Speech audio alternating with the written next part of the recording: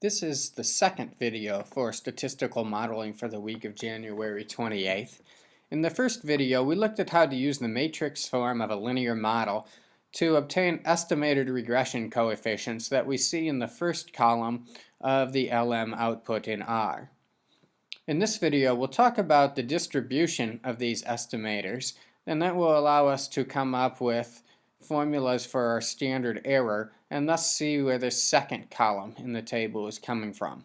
Once we have those standard errors, we'll then be able to calculate t-statistics and p-values associated with significance tests for these parameters and also create confidence intervals for the true unknown parameters.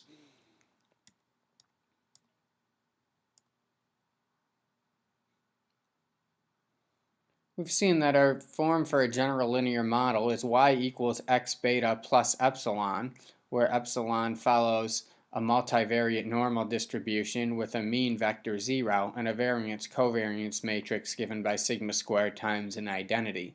In other words, all of the random error epsilon i's follow normal distributions with mean 0, variance sigma squared, and each epsilon I is independent of all the others.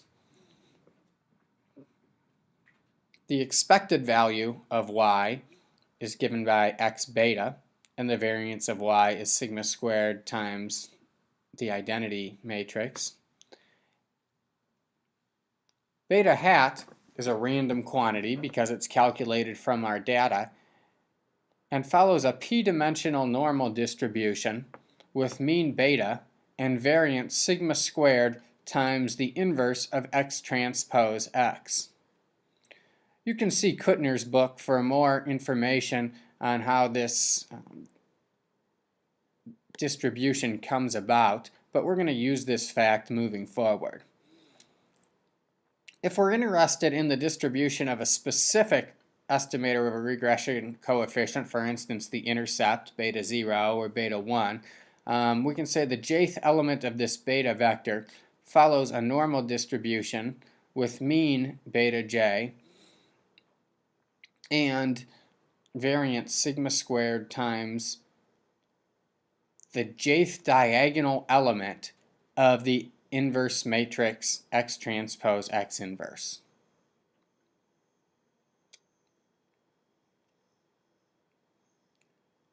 This allows us to get standard errors because a standard error is just the estimated standard deviation. So looking back at my variance in our distribution of beta hat, if I want to get the standard error, I just take the square root to get the standard deviation, and then I plug in my estimate sigma hat in place of the true but unknown sigma.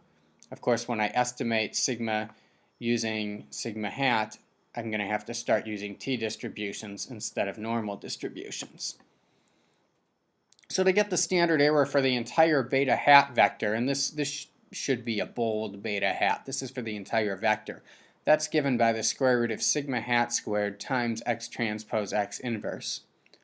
If I want to get the standard error for a specific element of that vector, so now this should not be bold, this is correct, it's just, for instance, beta 0 or beta 1 hat, I would do that by taking the square root of sigma hat squared times the jj diagonal element of the matrix x transpose x inverse. We need to be a little bit careful when we use this jj notation. So we typically have our first element of beta being beta 0. I'm going to refer to that first element as the case where j equals 1. So j will refer to the jth element of the beta vector. So if beta 0 is that first element, then when I go to find the variance of beta 0, I'm looking in the first diagonal entry of the matrix x transpose x inverse. Similarly, if I were looking for the standard error of beta 1, I would look at the second diagonal entry of x transpose x inverse.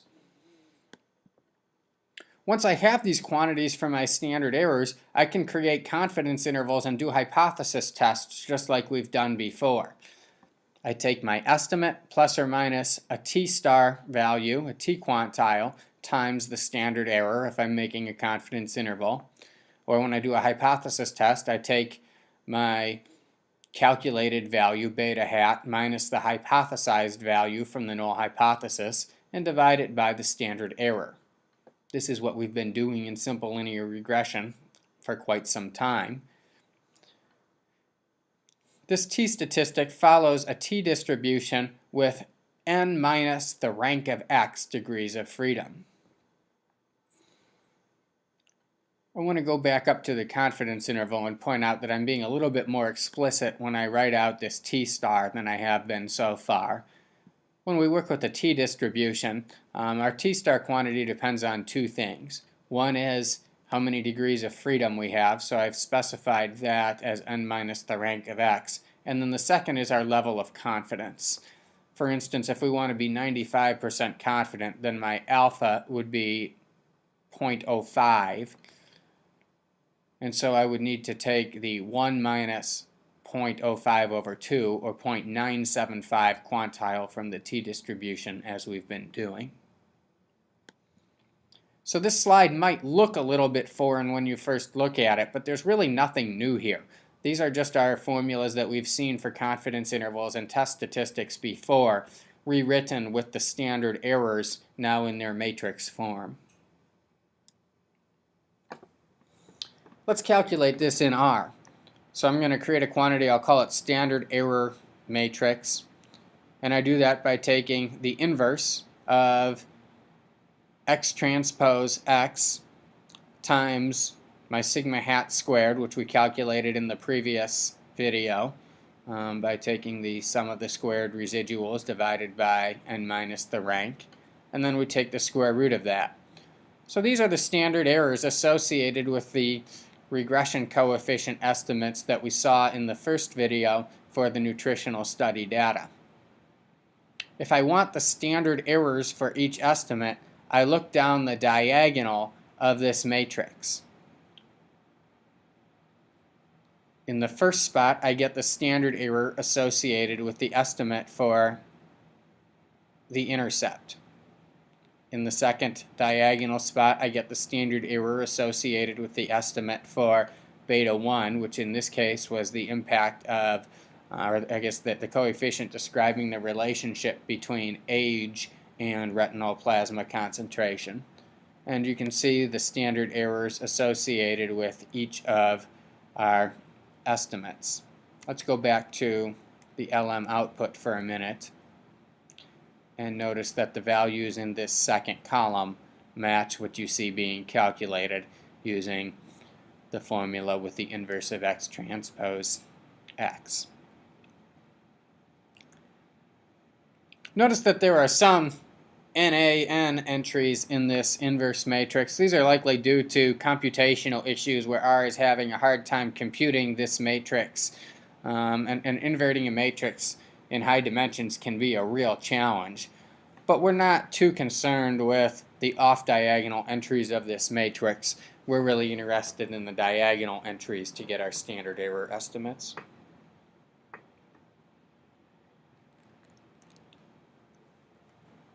Once we have these estimates, we can calculate confidence intervals for all of our betas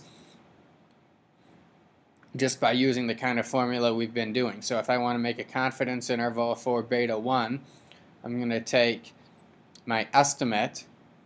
In this case, that was beta hat of 2. Or beta 1 is the second estimate there, or the second element of the beta hat vector. And then I do that plus or minus my t quantile times the standard error that we calculated. So here I'm telling it take the 2, 2 diagonal entry of the standard error matrix. So if I'm calculating a confidence interval for beta 1, that was the coefficient associated with age in our example. Let's go back to where we did that calculation. We found the estimate for beta 1 to be about 2.97.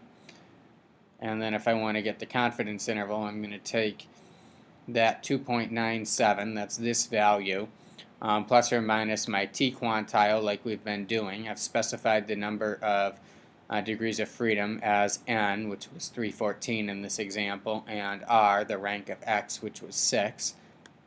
And I multiply that times this second diagonal element of the standard error matrix, 0.834. Do that again to get the positive endpoint of the interval, and we see our confidence interval comes out to be about 1.39 to 4.55.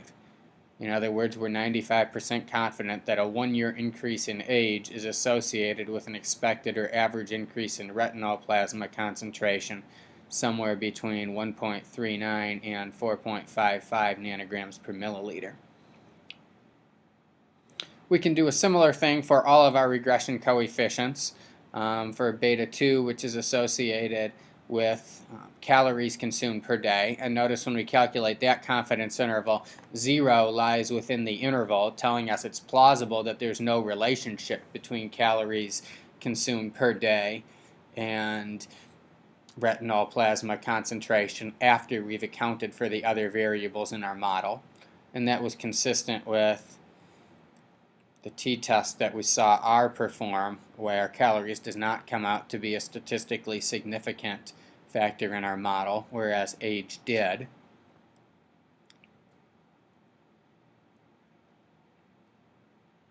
We could do a similar thing for alcoholic drinks. Notice this one does not include 0, which is consistent with our observation that there was evidence of a positive association between retinol concentration and number of alcoholic drinks consumed per week. Remember, beta 4 pertained to the categorical variable. This was for people who take vitamins occasionally, and we were comparing that to a baseline level of people who never take vitamins. Or I'm sorry, people who take vitamins regularly. Our baseline in this situation was people who take vitamins regularly. And you see there was a big standard error associated with that estimate, indicating there's a lot of uncertainty about the amount of variability associated with vitamin use. Thus we get a really wide confidence interval. We're 95% confident that on average a person who takes vitamins occasionally will have an average retinol plasma concentration somewhere between 63.5 nanograms per milliliter less and 50 nanograms per milliliter more than a person who takes vitamins regularly. Thus we don't have evidence of a significant difference in retinol plasma concentrations between people who take vitamins occasionally versus regularly. Similarly, we get a really wide confidence interval when we consider the difference in retinol plasma concentrations between people who take vitamins regularly versus people who never take vitamins. So we don't have evidence of a relationship between vitamin use and retinol plasma concentration after we account for other variables such as age and calorie consumption and alcoholic drinks per week. We could also calculate the test statistics from our output. So if I wanted to calculate this t-value 3.69, I would just take my estimate divided by its standard error, just like we've been doing. So nothing has changed here. It's just that now we finally know how to calculate the quantities in this standard error column. So you should now be able to do that and explain how it's done without having to trust the R output.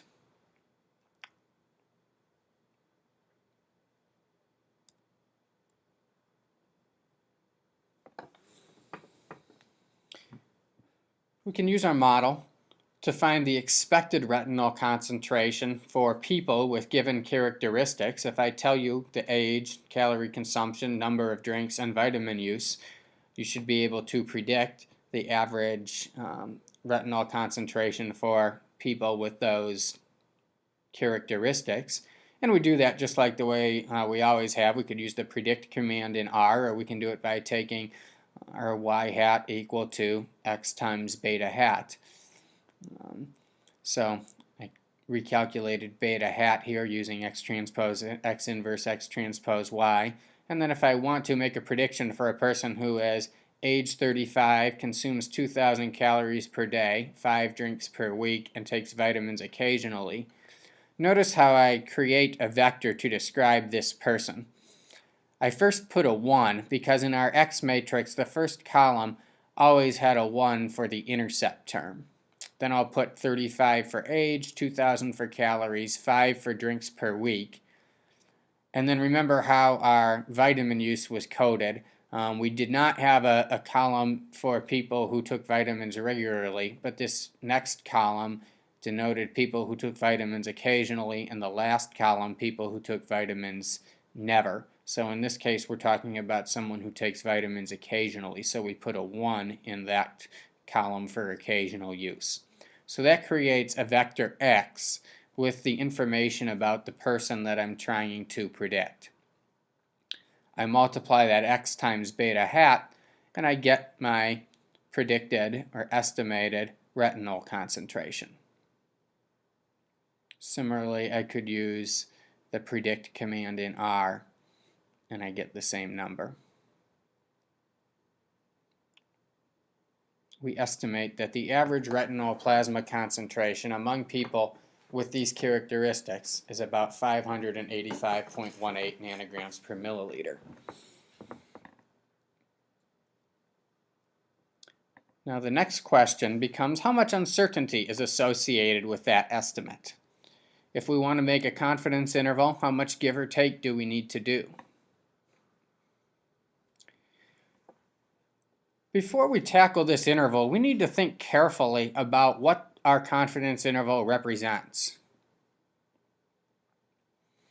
Recall that confidence intervals don't pertain to individual people or individual subjects. They pertain to the average over all people with a given set of characteristics. So if I'm trying to make a confidence interval for the average retinol concentration among all people who are age 35, consume 2,000 calories per day, 5 alcoholic drinks per week, and take vitamins occasionally, we have an approach that we can use that's similar to what we've been doing. For our vector x that contains the values for the individuals that we're interested in, we get our estimate y hat equal to x transpose beta hat as we've calculated before. The expectation of y hat is just the expectation of x transpose beta hat. Since x transpose is constant, we pull that out, and then the expectation of beta hat is just beta. Therefore, the expectation of y hat is x transpose beta, and the variance of y hat is given by the variance of x transpose times the variance of beta hat times x. You may remember in probability that when you pull a constant out from the variance, you need to square it. When we deal with vectors, squaring is like multiplying a transpose times itself. So that's what's going on in this formula. And we've seen before that the variance of beta hat is sigma squared times x transpose x inverse. Thus, the standard error associated with a new value of y for a given set of x's is given by the square root of sigma hat squared times x transpose, the vector x, times the matrix x transpose x inverse times little x. And I can get a confidence interval for y hat by using our standard approach. We take the estimate, x transpose beta hat, plus or minus a t quantile times this standard error. Let me emphasize the difference between what this is a confidence interval for compared to the formulas that we saw a few slides ago. This confidence interval pertains to the regression coefficient, or the estimated slope, or partial slope for a given x variable. This confidence interval pertains to the response value, the retinol concentration, for all people who meet a given set of characteristics based on age, calories, drinks, and vitamin use. We're not estimating slopes anymore, we're estimating retinol concentrations, or whatever our response variable is in a given situation. If I calculate this in R,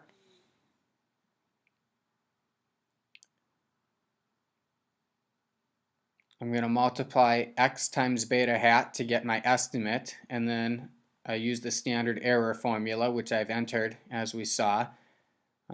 This was the lower endpoint of the confidence interval, and then I do the same thing to get the upper endpoint. So we end up with an interval from 537 to about 633. And notice that matches what we do if we do the predict command in R, where I specified the information about people we're interested in estimating the average retinol concentration for. And notice I've also included interval equals confidence to tell it I'm looking for a confidence interval. As of now, that's probably the only kind of interval you would think to look for, but there's something else that we'll talk about in a minute, so we need to specify that this is a confidence interval. And again, let's be very careful in the interpretation of our confidence interval. We're 95% confident that the mean retinol plasma concentration for all people who are age 35, consume 2,000 calories per day, 5 alcoholic drinks per week, and use vitamins occasionally, is within this range of about 537 to 633. That's great. But what if I know a single person who happens to be age 35 and have these other characteristics? Can I be 95% confident that that person's retinol concentration is between these two values? Well, the answer is no, because this is a confidence interval for the mean retinol plasma concentration for all people who meet those characteristics, not for an individual person. There's much more variability about individuals than there is about overall averages. So if we want to come up with an interval that's going to be 95% confident will capture an individual observation, an individual person, we're going to need a much wider interval. How much wider? Well, let's think about that. If we're interested in an individual instead of the mean for all people with given characteristics, we now have two forms of variability we have to account for. The first is what we've been dealing with before. That's variability associated with estimating beta from our sample data. Our data come from a random sample. Every sample will be a little bit different. So the value of beta hat is not going to be the same as the values in the true parameter vector beta. They're just estimates. So we have to account for this sampling variability. That's what we've been doing all along. But now we've got additional variability. Even if we knew the true distribution, the true values of beta, that individual person themselves is associated with random variability, right? Let's go back to our picture that we saw in the case of simple linear regression. Even if I knew the true values of beta 0 and beta 1, as well as my x, so that I knew a person fit right here as x2. If I wanted to get their y, that y itself still follows a normal distribution. I would know the mean and the variance of that distribution, but there's still randomness associated with that normal distribution. So in addition to the random variability that we've been dealing with, which comes from estimating beta using beta hat, we've got this natural variability that comes from individual observations. So we need to account for both of these things. First, we have the variability associated with estimating beta using beta hat. That's the variance of x transpose beta hat, and that's what we've calculated previously and used in our confidence interval for y hat, or our confidence interval for y based on y hat. But now we've got this other form of variability. I'll call it the variability of y given x.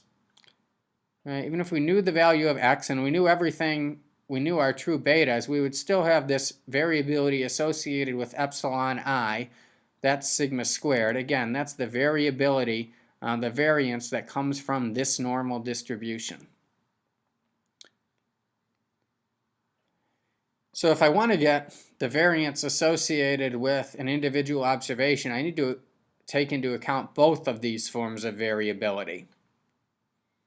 It turns out that because these two quantities are independent, we can add these together. So our total variance associated with an individual observation will be the sum of these two things, x transpose times sigma squared x transpose x inverse x plus sigma squared. If I want to get the standard error for that, I just replace sigma with its estimate, sigma hat. And so I add those two things together and then take the square root to get standard error.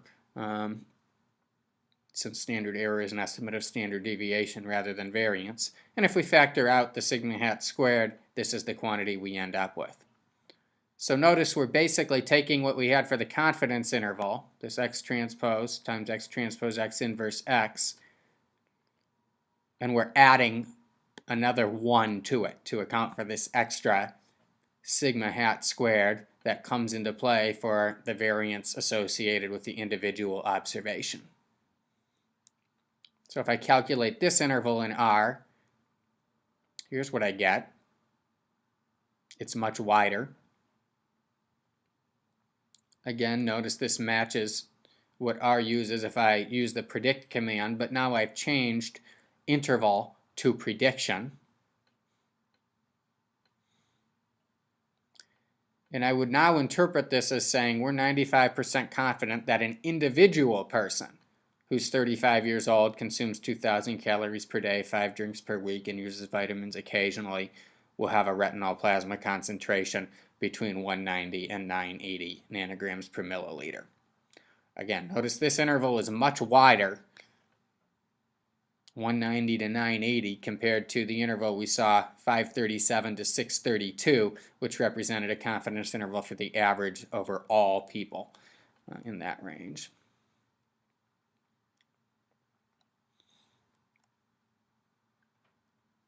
It's important when you get into a real situation to think about whether you should be using a confidence interval or a prediction interval.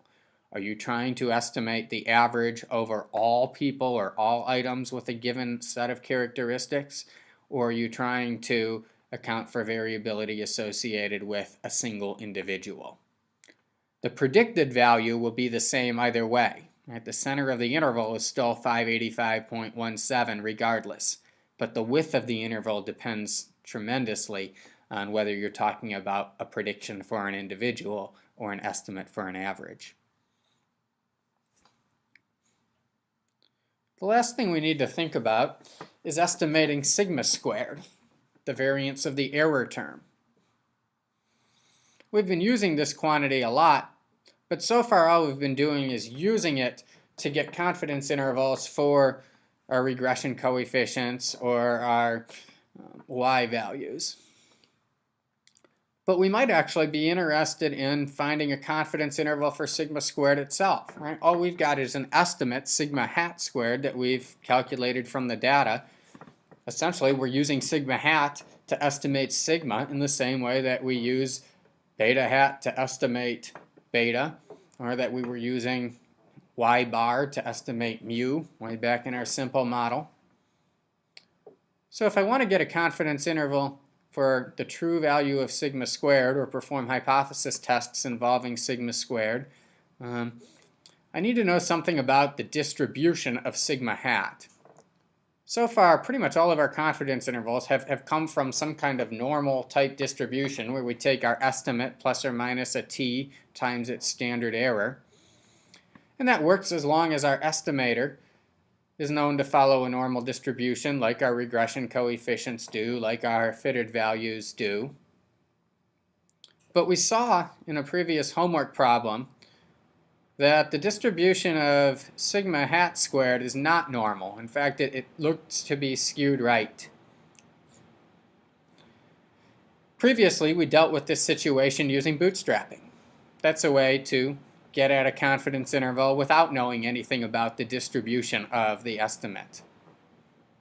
But in fact, there is theory that gives the distribution of the estimate sigma hat squared. And in fact, that involves a new kind of distribution known as a chi-square distribution. A chi-square random variable is associated with new degrees of freedom and has probability density function that you see here. Notice again it involves a gamma function like we saw with the t-distribution. I don't expect you to memorize or work with this function, but I want you to know that it exists. And let's plot some different chi-square distributions in R. So the first one that you see in turquoise is associated with 3 degrees of freedom.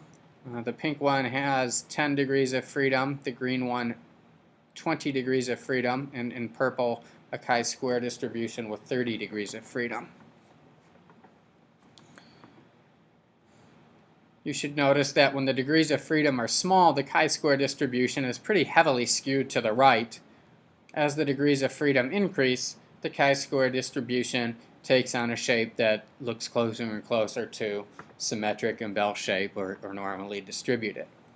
So unless we have a very large sample, we're probably not going to end up with a nice symmetric normal type curve for a chi-square distribution. I should mention that in practicality, the number of degrees of freedom associated with a chi-square distribution will be the same as the number of degrees of freedom for our error term, in other words, n minus the rank of x. Here's an important fact that we won't prove in this class.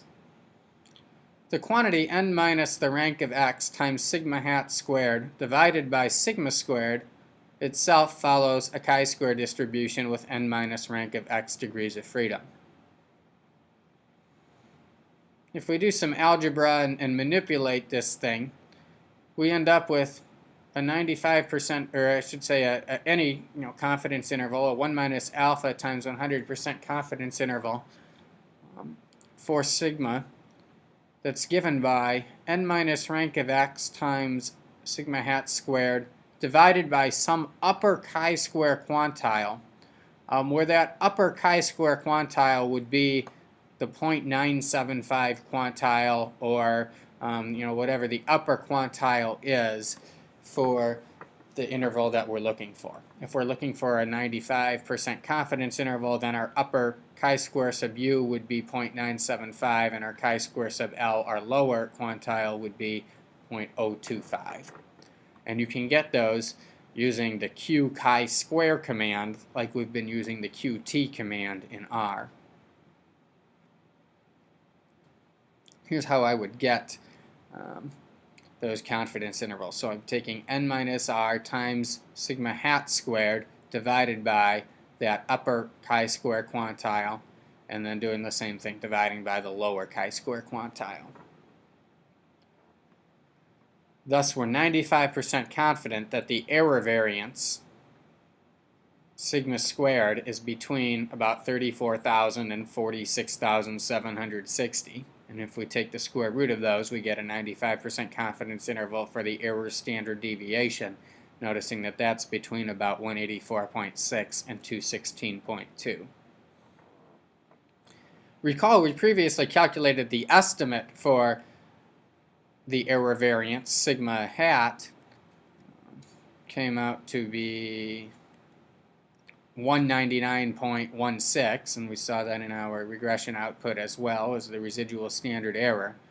So remembering that number, 199, let's think about where that lies in our confidence interval.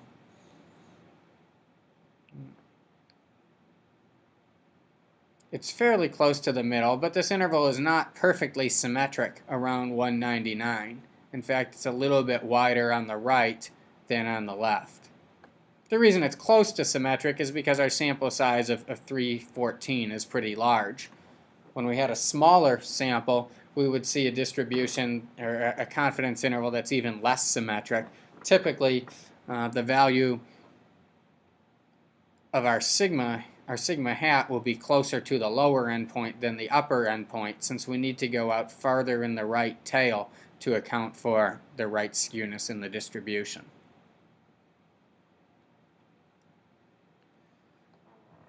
Alright, we'll conclude this second video there, and we'll come back next week and talk about how we can do testing to determine whether or not adding different variables to a model actually improves our ability to explain variation in y.